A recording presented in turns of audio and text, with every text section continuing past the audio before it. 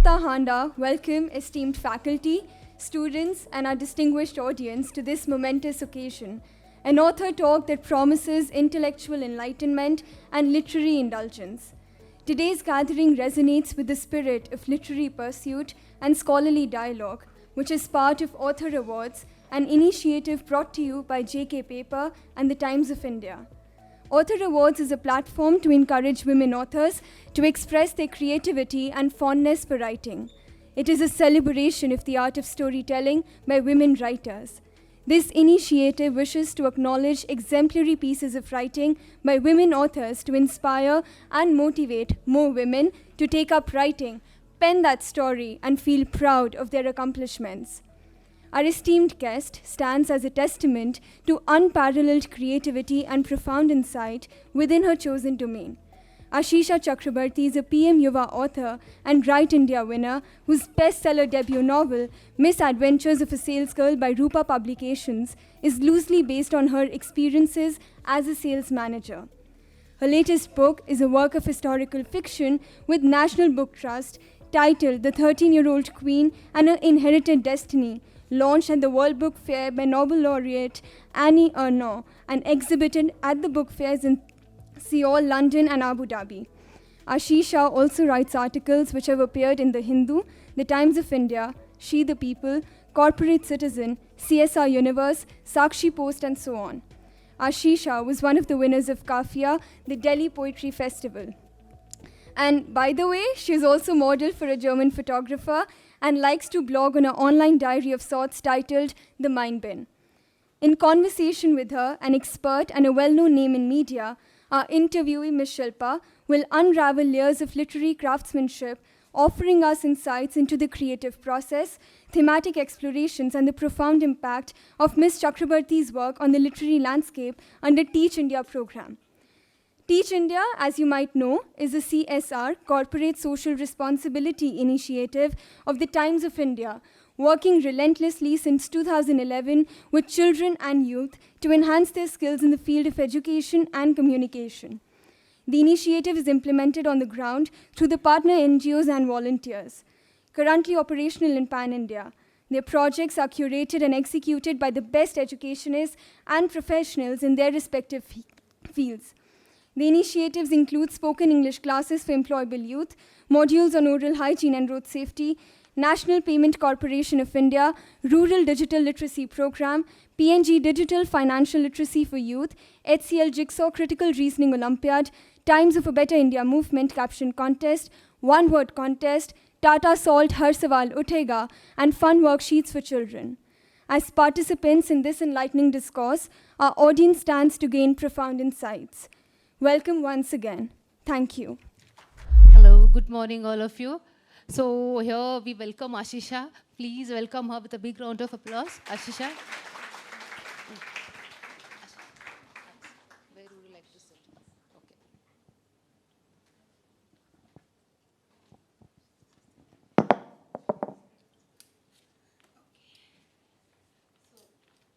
Okay. So Aashisha, shall we begin? Okay. So welcome Aashisha once again. So to begin with, the first question here is, I believe you were awarded with the PM Yuva Award and the Write India Award in the same year, right? For the first book which you wrote, right? So is that true? And yeah. So first of all, good morning everyone, and thank you so much for being here. I'm glad to be connecting with the best of the best at Christ. And yes, it is true. I mean, the bios I sent out are not fabricated. So, how is the experience? How did you feel about it? Because it's your first book, if I'm not wrong. So can you just share your experience? sure. So, a debut novel is quite special because you do not want to, because as a writer is always beset with self-doubt, wondering if it would ever resonate with the audience. You know, if the words that you write might just float away and might not be as relevant. So I initially wanted to write a literary fiction when I started, but in 2017 I got into sales. So post MBA, I got into an internship at Airtel, and when I moved from Delhi to Chennai, the sheer ground experience and reality kind of made me, it made it mandatory for me to pen things down. And that's where Misadventures of a Sales Girl was born. It not just talks about, the dichotomy of your bookish knowledge that you study in your business schools, all the 4 P's, 7 P's of marketing. And then you come to the ground and you realize that none of them are actually usable. And what are you supposed to, actually use? What are you supposed to actually do? How do you make a difference? How do you show your impact? How do you show that, yes, you're worth something and you deserve a pre-placement offer, which is, supposed to be the most important thing in an intern's life. So this basically is this girl, Inakshi Chatterjee's journey. It's a book spanning over 2 months, 60 days. And Write India, by the way, Times of India had started a crowdsourced competition for writers, which helped me start with short stories. So my short story was called The Black Promise, which was chosen by Shobha Day as the top ones. That's the blurb that she's written for the book. So The Black Promise basically was an LGBTQ plus themed story which won the Write India, but that gave me a fillip to write this book. This book was nominated for the Author Awards, which is the banner, out there, yeah.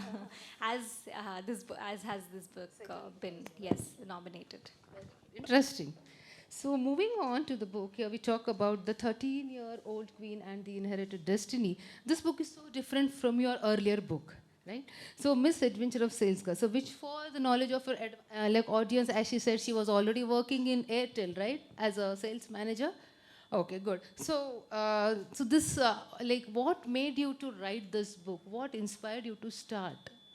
So I'll be brutally honest because I don't know any other way to be.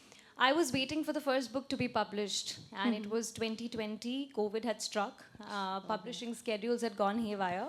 And anyway, I was a debut novelist, so it's not like everybody was waiting to publish me. So it had been 4 years. It was 2021 when I was like, let me start my second book. Probably the first would never get published. So that's when the Yuva scheme came up, the Young Versatile Authors thing, which wanted students under the age of 30 to write about a certain theme. So the theme at that point of time, since it was 75 years of India's independence that was being celebrated, was the unsung freedom fighters. I thought that, I'd gone through a lot of research in order to make this, theme happen. But then I thought that the Northeast has been hitherto unexplored. We don't yet know what kind of tribes have, fought for the freedom from the British. And I felt this particular figure was quite interesting, especially because there's no written account of her life. There's no written account of the struggles that she went through.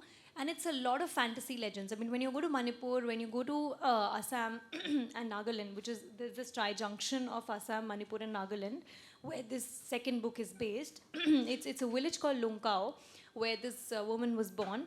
And you will find that there are a lot of fantastic stories associated. They believe that there's a Bhuban caves. The caves are real. And there's some multiple gods. I don't know how many of you have read the Poppy Wars series by R.F. Kuang, if anybody is into fantasy fiction.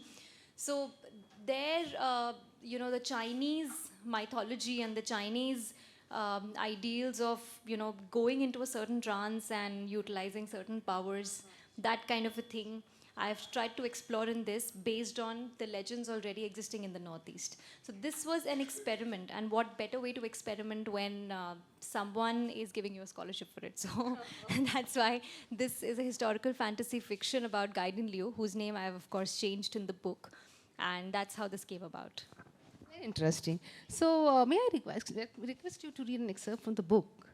Sure. So I don't know if this would be the right excerpt, but so this book will have one particular. So there are two evils that the British used to, enforce on the Indians. It's called the Pothang Bekari and the Pothang Senkai, which talks about the forced labor. Basically, you will not be paid for what you do. And I will just find that page, and I will have you have to give me a minute, because it's been some time since Take your time. I read the book. Yeah. So the chapter 20 talks about rebels of the Pothang Bekari. The sun was at its height, and the water glistened silver. mirroring the color of the earth reflecting off the porter. His face was pockmarked with an unknown disease, which probably went untreated in his childhood, because his father had been too busy arranging for food for the family. His skin, at least all that one could see of it, was the color of sand, brown, the humblest color. He had always associated white, milky skin with that of the Goras. Somewhere within, he felt that they had an inborn right to lead the brown skins like him. Maybe because of their birth endowed skin color, the alien language which he could not understand, and the clothing he could not afford to buy. His ribs stood out like the ones on a carcass, barely managing to keep the skin together. His forehead had crawled unto itself, lines crisscrossing the pitted skin. He had accepted his fate, like the deer accepted being killed by the tiger, because it was a law of nature. It was law that he served the Goras and did their bidding. Move, the Gora shouted. Move faster. A sharp pain moved through his body, making him hunch lower. He had been beaten before. It was a familiar pain, one that had been carried down from generations. This pain was an integral part of him. His body knew every joint, every muscle, every sinew that had ever been hit for not doing enough. He had come to believe that he deserved the pain, so he didn't flinch even when the man asked him to stop and began to cane him for not driving fast enough. What a blithering idiot, Malcolm swore. Did you have to find this donkey for carrying us? An actual donkey might have done a better job. What a sight. Jeremy contorted his face and looked away, as if it took an enormous effort to stare in his direction. You couldn't find anyone else, could you? Ray didn't say a word. His mind tussled between resistance to violence against a defenseless, hard-working man and the need to fit in. Why don't you effing move? Malcolm shouted. I will kill you and drop you over the cliff if you stop once more, Jeremy warned. The man pointed feebly ahead. Yes, yes, move ahead, another official repeated irritably. What is he, deranged? Down came a sharp rap on his head. The man reeled in utter pain. He started to make the second move when a hand gripped his and twisted it, eliciting a strangled cry from him. Look, Ray pointed ahead. Right there stood a man they had come to recognize too well by now. Ah, the self-appointed hero is here, Malcolm chuckled derisively. You saved us the effort of locating you.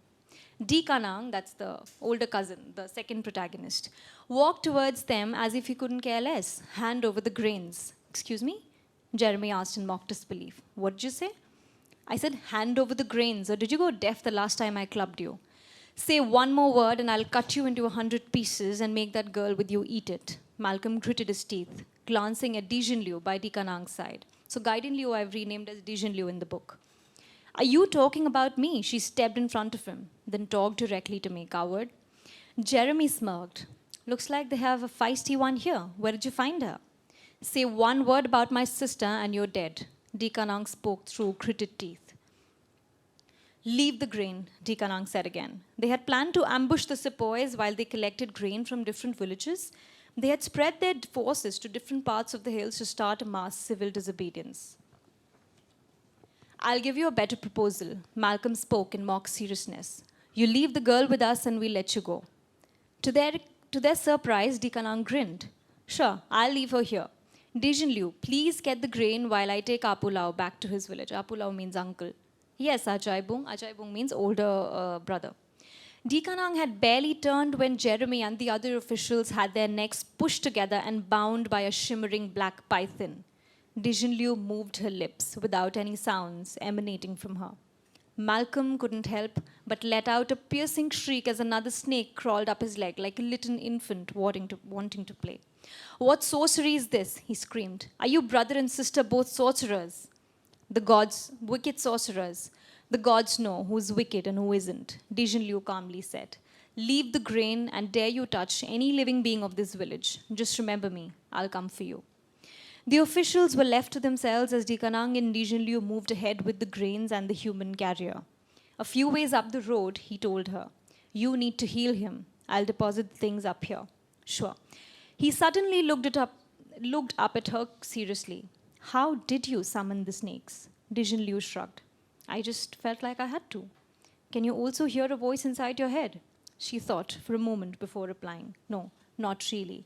Dikanang wondered where the python was. He hadn't heard from it in days.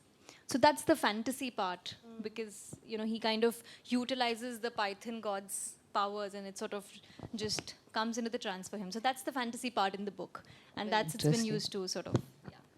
Very interesting. Yeah. So let's go next. I believe that the person interest has to do a lot with the person's learning also.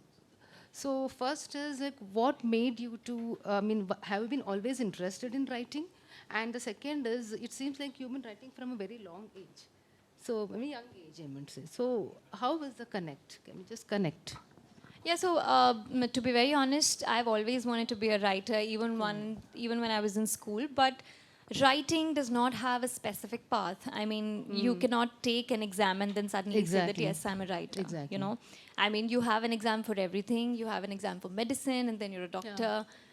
So it's kind of difficult to carve a path for yourself, and that's true for, I think, any creative pursuit, whether you're an actor, whether you're a musician, artist. So I've always wanted to write, and I started writing short stories. I had a blog, and which was nominated for the Indian Blogger Awards back in 2014.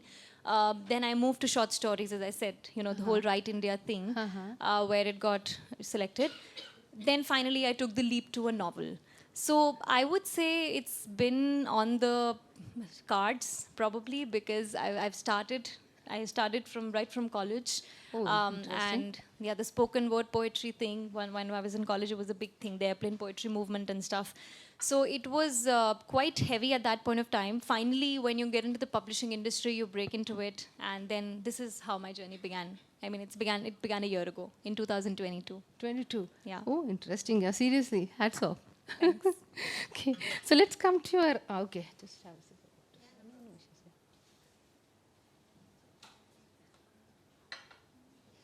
Okay, so coming to the book, The Queen, The Inherited Queen of Destiny. So, see, from the first book, The Adventures of a Sales Girl, to this book, there is a lot of crossover, right?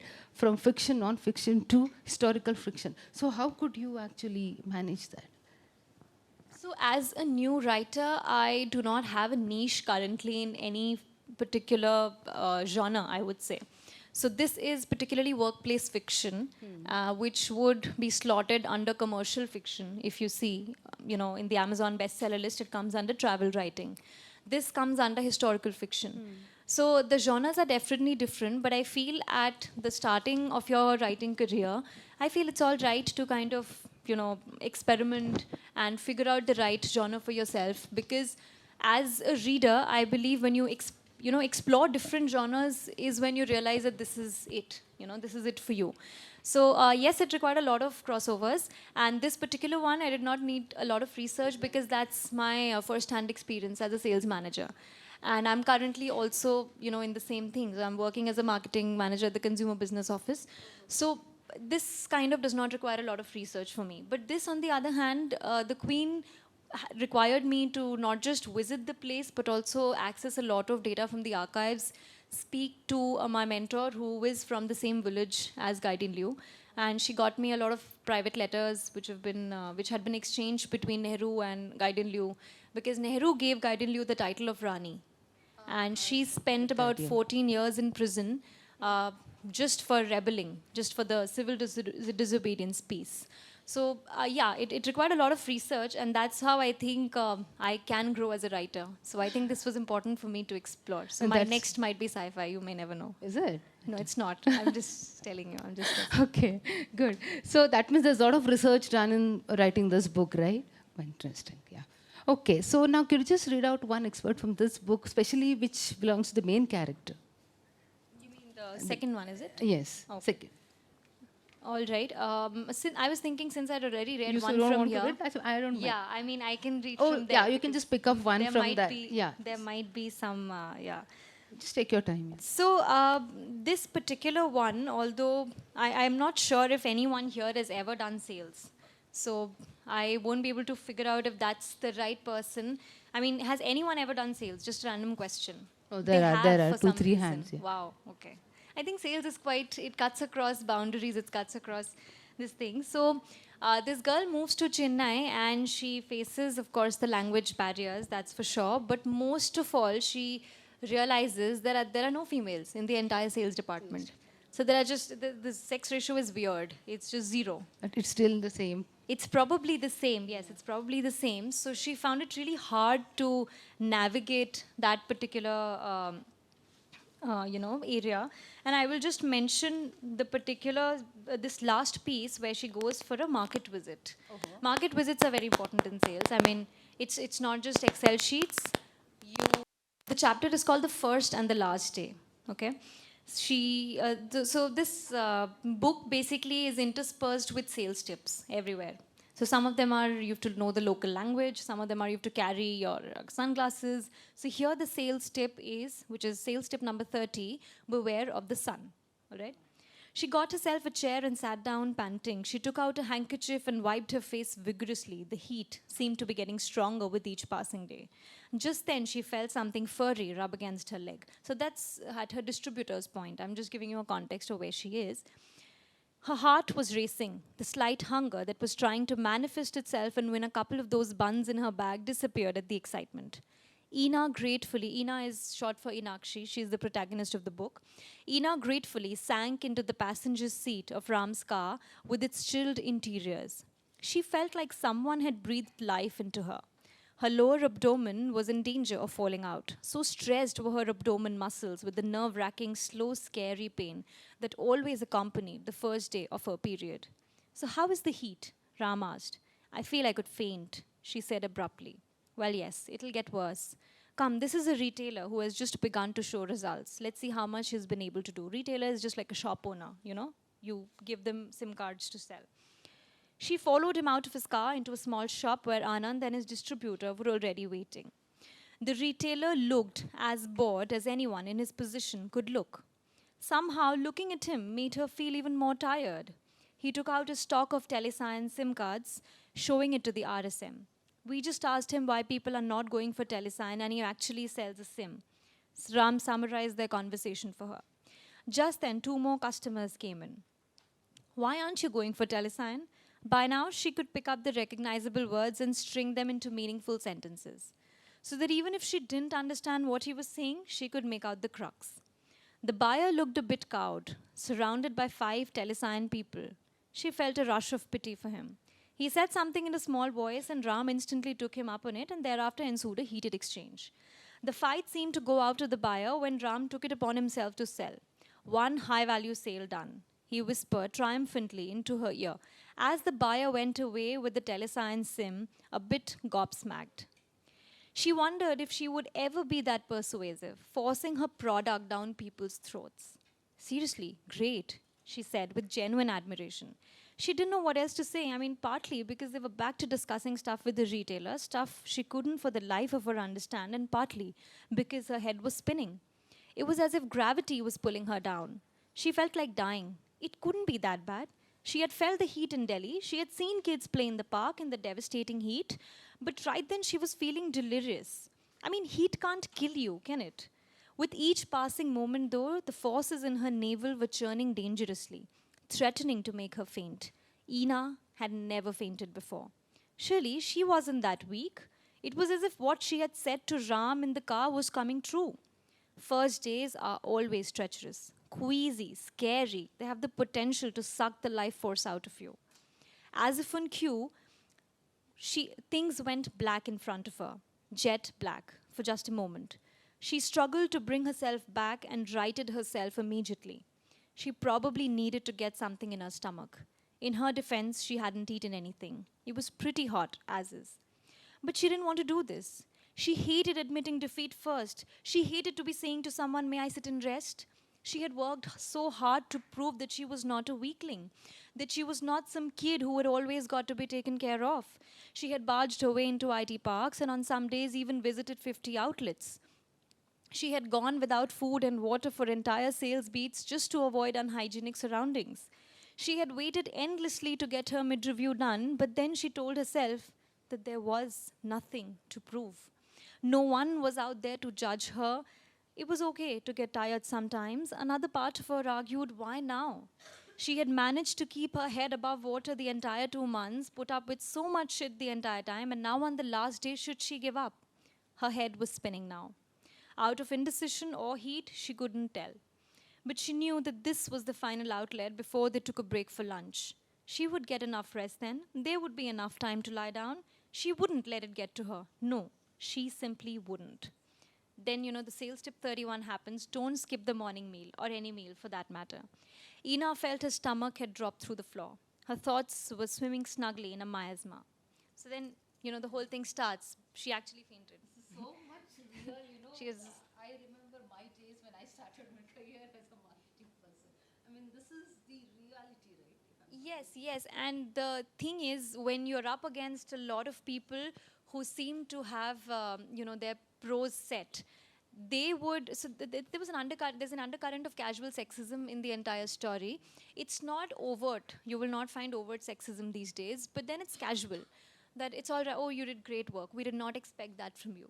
So it's a backhanded compliment. So you will see a lot of such instances sprinkled throughout the story, inspired by actual, things, where you will find that she would go to all the lengths just to, prove that no, I'm good enough. Yeah. But then there's nothing to prove.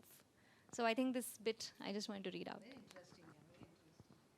So moving a bit away from this book, do you ever get a writer's book, and how do you deal with it?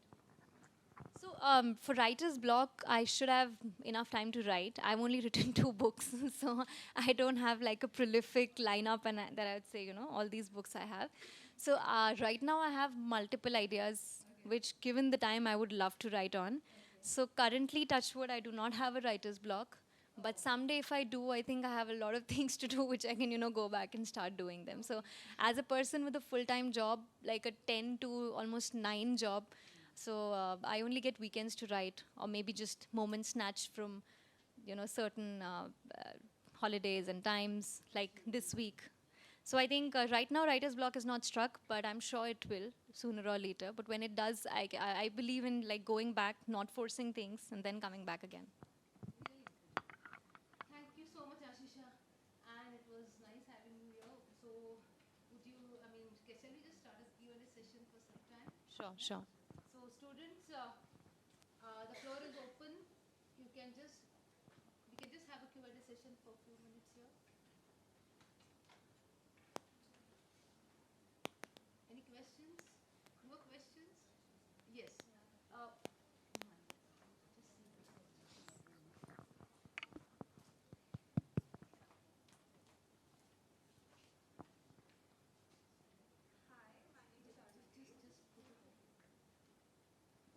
Hello. Yeah. Hi, my name is Arnavi. So I had 2 questions. One is, so there's this image for writers that they have a great sense of aesthetic and there's a very idealistic light put on that. But would you like to shed some light on the reality of it? And the second would be, do you have any advice for people who want to publish their books and some who want to write and be a published author? Yeah, so thanks, Arnavi, for the questions. The first one, yes. Today, writers, I will actually debunk 2 myths. The fact that writing is a very glamorous thing, it's not, of course. I think that does not need debunking. It is hard being a writer because I don't know how many of you have watched Playlist. That's one, it's something on Spotify. It's a series on Netflix about Spotify and its story, how it was founded, what happened to the artists after that.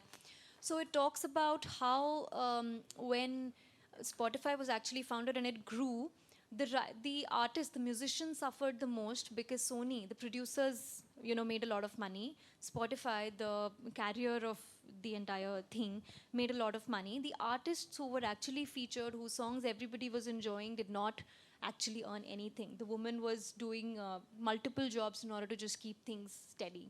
So that's almost similar to what a writer, what happens to a writer. And there have been recent books also on the same. So it's hard to actually get your book out there firstly. So the publishing journey is definitely hard because you need to find the right kind of publisher that doesn't find you too small to publish or that doesn't find you too big to even invest in you or something like that. So yes, it requires you to have a day job so that the basic needs of rent, like whatever other basic needs of urban existence, Wi-Fi, rent, food, electricity, and whatever are taken care of, and then you can spend, say, a quarter of your time on the books, on the writing that you do. So that is the sad truth. The answer to the second question is for aspiring writers. I think it's very important to start putting your writing out there. It's a difficult thing because it's difficult to actually amass an audience today, especially because you find a lot of writing which is getting marketed, but when you read the books, you will not find them of that kind of a quality, which is when you start comparing. I was just having a word with, your HOD sir, that, today there's a lot of stereotype against, not just today actually, a stereotype against Indian writers. So you would easily, I would easily read a thriller from, say, someone from the West, even a new author, than a new promising author from India itself. That is where Indian authors will often get the brickbats, because there's no other market for them. India is the only market for them. Even publishers, they will take the books from the Penguin arms or their US or UK arms, and then sell it here, because apparently that has done well and the whole margins game works. But for writers here, it becomes difficult to market your product as well, because as a writer, you only know how to write, you don't know how to market. I'm glad that I'm a business person, so I can manage that. But it's not always possible for a person who's steeped in, as you said, the aesthetics of writing. And it's very difficult to maintain that while you're also going about your life. So my honest advice would be to start small, to start slow, but to not stop, and to have a community.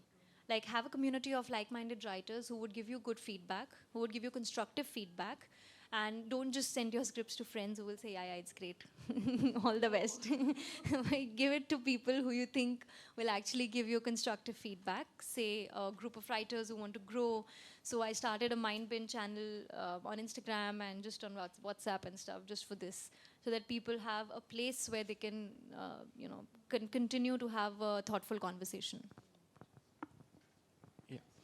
So my name is Elton, and first of all, I would like to say the excerpt that you read out from the book, ma'am, the sales one, was really relatable. And my question was, seeing that the Queen is like kind of a real life story, and this other book being based on your real life story as well, is there any similarity or dissimilarity between both the books, and how did you kind of change your writing style, or how did you navigate between writing these two books, was basically my question. Yeah, very, very valid question. And I'm glad that you said you related to the sales bit, because it was a very female-centric bit which not many men would relate to. So thanks for that. As for, this is obviously inspired by real life. So all the experiences in sales are true, all the drama part is unreal. Similarly, this is also a real story. The 13-year-old queen, she was actually 13 when she started rebelling, and then she spent 14 years in prison. All that is true, because in historical fiction, you can't mess with the dates, you can't mess with the years, obviously. I can't say that 1947 India did not gain independence, because it did. What I changed, or what the introduction of the fantasy elements based on what folklore I heard from people. Like, I have a couple of journalists from the Telegraph who are living there currently and also working on this research. And also my personal research, there is a lot of word of mouth about these legends. So I do not know whether to lend credibility to them, because I personally do not believe in paranormal and stuff like that. So I've just maintained these as the fantasy elements, just to give it a kind of, just a twist, so that people find it easier to read it. And this is mostly for school kids, because it's easier for them to digest a story if they see it in a fantastical format. If you say how difficult was it, the second one was difficult in terms of research, because so we were given a deadline of 6-7 months to complete the book. The first 4 months went into research, like simple, just pure, unadulterated research, out of which only 20% came out in the book. Because the shorter you try to write, the more effort you have to put in to get a crispier, and a more nuanced text out there. If you see, when in marketing, when you create a copy for the billboard, you have to do a lot of iterations to get it just right, basically, so that the tagline is just right for people to connect. The shorter, the more relatable. Similarly, it took me a lot of time to shorten the details, to find the relevant ones to keep, and to sort of to leave out the rest of it. So how I did it was to use an elevator pitch format for these books. So like for the first book, the elevator pitch is just like if you're with a filmmaker and you're in an elevator, the time it takes for the elevator to reach a certain floor, you have to pitch your script. So that means you have to talk about your script in one line. That's the whole idea. So this book in one line would be how a girl, or how a girl fresh out of college navigates the territorial, the sales territory or the sales domain in a very male-dominated environment and clinches the job offer, basically, in simple words. Just like if I tell you that, an 11-year-old kid just discovers that he's a wizard and goes to a wizarding school, you'll realize it's from Harry Potter, or it is Harry Potter's elevator pitch. Similarly, for this book, my elevator pitch that I set myself was that a 13-year-old girl is hailed as the messiah for the Nagas, and there is this Makam Gwangdi, which means the Naga kingdom, is here, something like that, and how she, fights the British oppression. So that's why I've focused on two evils that they fought against, the Pothang Bekari and the Pothang Senkai. The Bekari one I already told you about. It's about forced labor. The Senkai thing is when any British administrative official would arrive at the village, they would have to take care of them and sort of provide all sorts of food, lodging, everything without payment. So that is Pothang Senkai. So yes, it required a lot of research to kind of condense everything together, but I feel as a debut writer and as a writer who's just starting off, it helps when you dabble in different genres. If any of you are readers, you would realize that Anita Nair has just moved to thrillers. She was a staunch literary fiction writer, and she's just moved to thrillers. So if any of you have read Anita Nair, she's from Bangalore.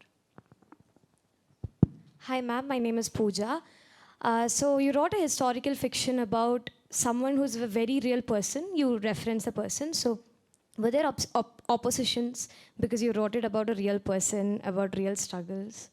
Interesting question. And there were some questions asked. Like I was asked by the Ministry of Education also that you will be touching upon something, because in the Northeast, after this event, I only restricted it to the independence part. But at the time when this entire piece was happening, I realized that there was a lot of politics between the hills and the plains people in the Northeast. And the Northeast has multifarious tribes. You will not be able to imagine the amount of diversity within the Northeast. And this merely talks about 3 tribes, that is Zeem, Liangmai and Rongmei tribes. But there have been multiple tribes, and the recent issue also in Manipur kind of touches a little upon the things between the hills and the plains people, the conflicts. So I've kind of kept the text away from this. I've centered it on only the Nagas' fight against the British and not infighting amongst the two. But what I've understood from the research is that a lot of infighting also came from a divide and conquer rule which the British employed, not just the British, all colonial leaders and rulers employed across the world. So that was one.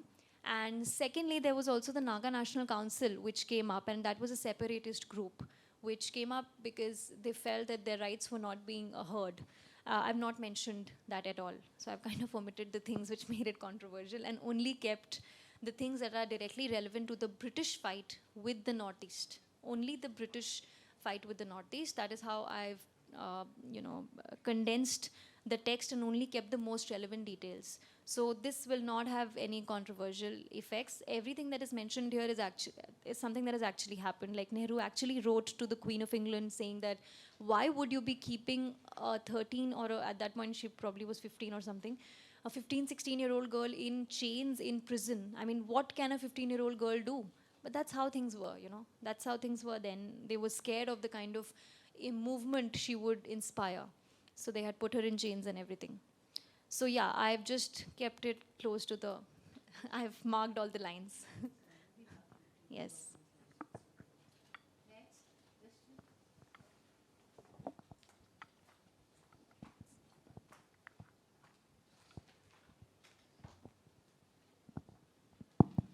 Hey, I'm Maria. So I am really interested about the genres of writing that you do. I find them very interesting. It's mostly based on your real life experiences. And like you said, you've stayed away from the controversial parts. And you also talked about the struggles of being a writer. So I'd like to ask you, how do you deal with the conflict between writing maybe a publishable book which can be commercialized and writing your truth, writing something that flows from your soul? That's a very natural question, and I thank you for it. At this stage, and when I started writing this book, my literary agent told me that you should write some non-fiction. Why not write a story on how a leader came to power? Because these are the stories which people buy these days. That's what I'm saying. In India, the reading fraternity has gone down. People are not reading for pleasure anymore. That's the reason why you will not pick up a book just because you want to have fun. You will go on OTT and enjoy that moment. That's why the genre of fiction is kind of declining in India. I'm not sure about the West because I've not explored that market as a writer. But I'm an avid reader, so I read everything. But I know that most of the people would read or would give their time only to things that they can show off. In front of conversations and in networking dinners, they will say that, yes, we read Rich Dad, Poor Dad. We just read Elon Musk's biography. This is what people, at my organization would brag about, that we've just read all these non-fiction stuff, deep work, this, that, whatever. So I personally don't believe in that. That's why I did not go to non-fiction. That was all that I could manage to do. But yes, even in fiction, it becomes difficult to sell something if it's too abstruse and abstract, because you will have a very niche audience for it. So either you just are lucky enough to get a publisher who publishes a 500-page tome on your work, which will be difficult to sell because of course, the page count and everything, as well as the page quality. But it would also be difficult for people to read a new person who has written such a big book. So commercially, it is more viable to start with smaller pieces, even if they are not completely commercial. So if you read this book is not. So I wanted to ensure that there's no physical intimacy in my first book. So my first two books have no physical intimacy. I wanted to sell without the things that usually make books sell. So there's no such scene which will give you. So it's just pure entertainment, pure slapstick comedy. I don't know, some random stuff. So, but I made that happen. I tried to keep that intact. And for the commercial sellable bit, initially, yes, one has to keep close to the right kind of, because see, it becomes difficult to slot the book in any categories. Amazon has certain categories set, just like bookstores. They know that if it's a thriller, or is it a horror, is it literary fiction, what is it? There was no place for workplace fiction also, but I kind of created it. There's no place yet for workplace fiction, but now this book is slowly coming under that, belt. The more people are reading it. So it's difficult, but it's doable, and I think it's better to start slow and small. Thank you.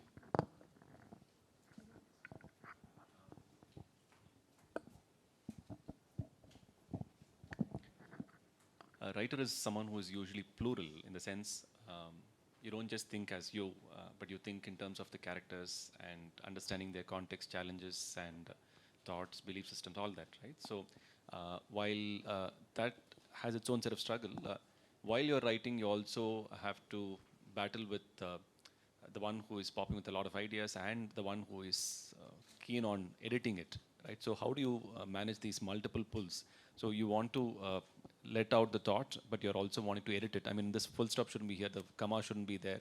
How do you navigate these set of challenges? And are there ways in which you become conscious of it and sort it out to ensure that it moves with a little more clarity and ease? Yeah. Yes, I think that's a very, very good question, because as a writer, you start becoming very conscious of what you're writing, and you worry that what you're writing is complete balderdash, gibberish. It's not working out. So there's a common saying among writers where they say that the first draft is obviously not your last draft, and neither is your second. So the first draft is supposed to be unapologetically trash, and it is only written so as to get some semblance of the ideas on paper. So the first draft should never be judged, as per me, and they should just come out on paper just like whatever, it's a brain dump. You just write things down, you just note things down. And I usually make a lot of notes. I make a lot of notes, like I'm writing the sequel. I've not started writing the book yet, but I keep making notes side by side whenever I get ideas. When I will write the first draft, I will go through one iteration and then leave it for 2-3 months, because that kind of distance is required from your own script, so you can come back at it with fresh eyes, and then you edit as a new person. This particular exercise will be done 3-4 times depending on the script and how polished it gets, over a span of say 6 to 8 months, and then it will be sent to beta readers. This is my process. I'm not sure about other processes, other people's processes, but then it's sent to beta readers who may either be your friends, who may either be your people who readers you trust, and they could also be picked, cherry picked or hand picked from a set of editors, screenwriters say, or just avid readers basically. When you send it to a good sample size of say 5 to 7 people and you get their feedback, then I think there is another level of drafting which goes on.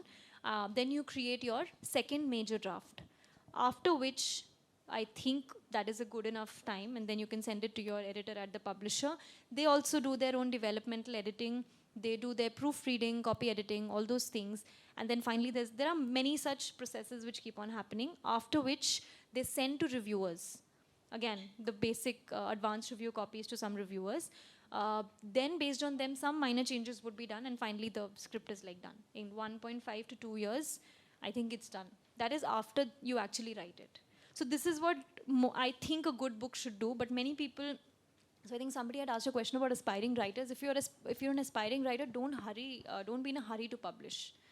Because I had my ideas ready, say 10 years ago, but I did not publish because, not this idea, but then I had some other ideas. But I also felt that I wasn't ready unless I had done a couple more poetry things, I'd done a couple short stories, say applied for the Commonwealth short story contest or something. Only then I thought I should be, writing, because then it gives you a kind of confidence that, okay, your basics are in place. Because otherwise people can make fools of you, especially publishing companies which are smaller, which is good because now publishing is democratized, so it is open and you can publish anywhere. You can do on KDP as well on your own. But sometimes the quality check also needs to be important, because then there's no one to check the quality. That is what the traditional publishers do. They have a quality check. So yeah, that I think comes with experience, and that is what we need to keep in mind without resorting to a lot of hurry, because someone has said that you should never publish before the age of 25. This is what someone said. Because they feel that you've not had enough of life experience to publish. That's what it says, some old writer had said. Any more questions or last question? We also have a signing later, so personal questions are also fine. You can ask. Yeah.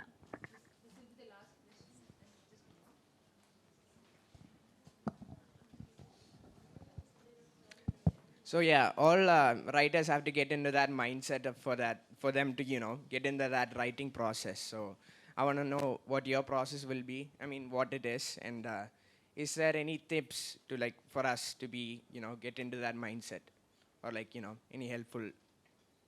So Stephen King has a book called On Writing. If any of you are very keen on learning the craft of writing, I would suggest start with that.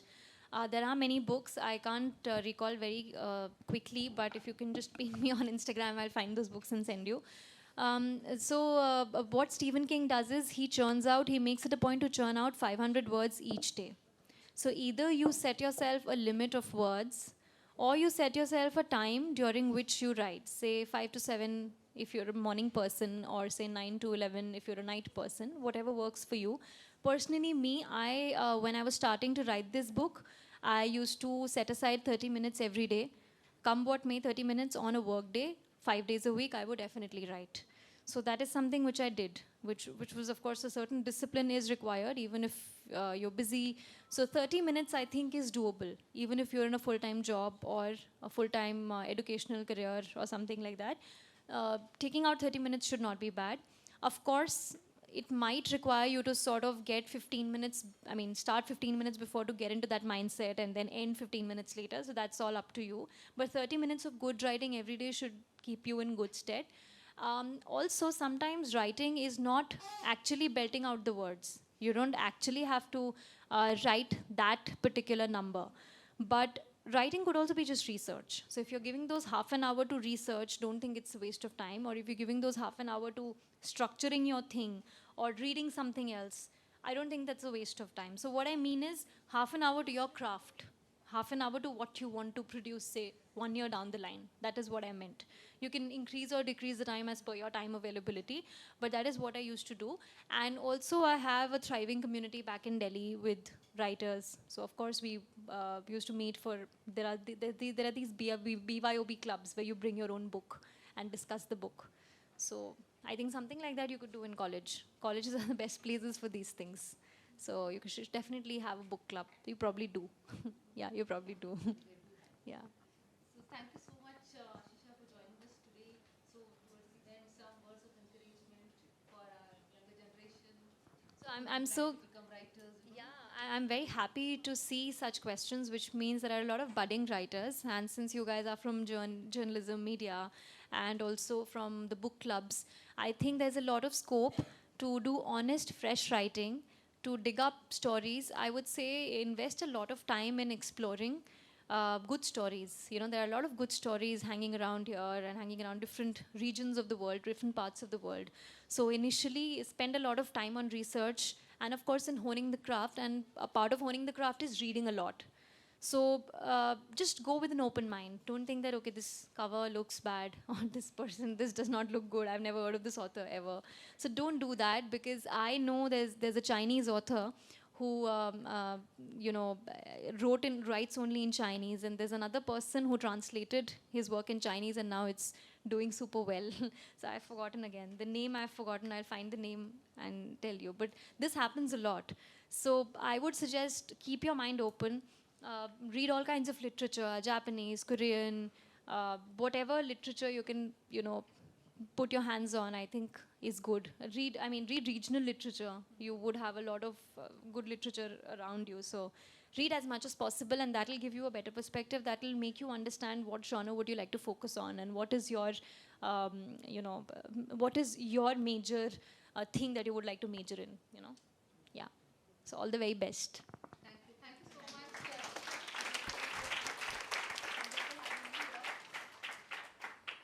May I now request Dr. Padma Kumar, Head Department of Media Studies, to kindly give the token of appreciation to our guest, author Ms. Aashisha Chakraborty.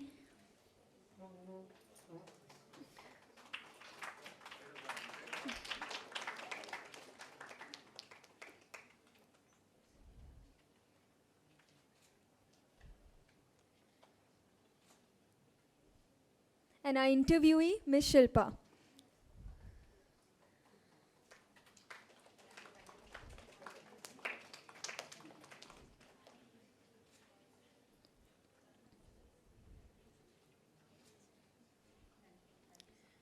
On behalf of our esteemed institution, I extend heartfelt gratitude to all who have graced our halls. Thank you so much, Ms. Aashisha Chakraborty, for such an enlightening session.